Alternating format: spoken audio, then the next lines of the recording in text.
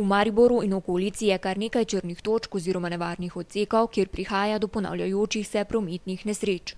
Ja, v samem Mariboru je specifika glede na gostoto prometa, število vozil, pešcev, katere so v prometu. Kar se tiče pešcev, zagotovo Ljubljanska cesta, ožje središče mesta, na Ljubljanski v okolici splošne bolnišnice.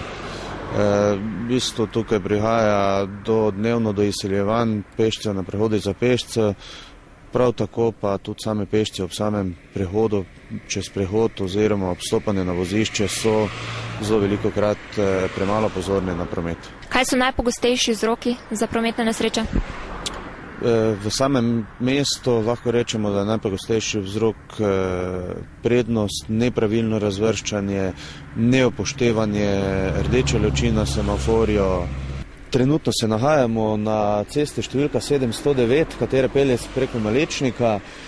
V bistvu to je ena od relacij, kjer se dnevno dogajajo prometne nesreče. Tudi letos smo imeli na tem delu že prometno nesrečo z smrtnim izidom. Na tem delu, ko zdaj stojimo, tudi vidimo še sledove nedavne prometne nesreče. Specifika tega vozišča je, da je že v bistvu nekoliko obrabljeno. S katerimi ukrepi pa lahko organi pregona, država in tudi sami udeleženci v cestnem prometu poskrbimo za večjo varnost?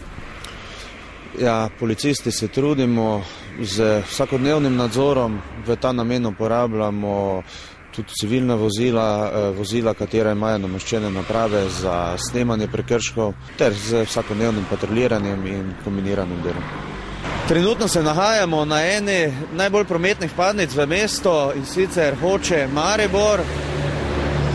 Na tej cesti se v bistvu meša in tranzitni promet in lokalni promet. Prihaja do vzrokov prometnih nesreč zaradi prekratke varnostne razdalje, neprilejene hitrosti, neupoštevanje svetlobnih prometnih znakov semaforja.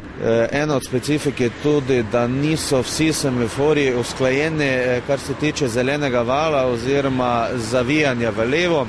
Ena od kritičnih točk je zagotovo tako imenovana bob steza, to je hitra cesta H2, Dolnja Počehova, Maribor, Ptujska cesta, in sicer na relaciji iz smeri Dolnje Počehove proti mestu.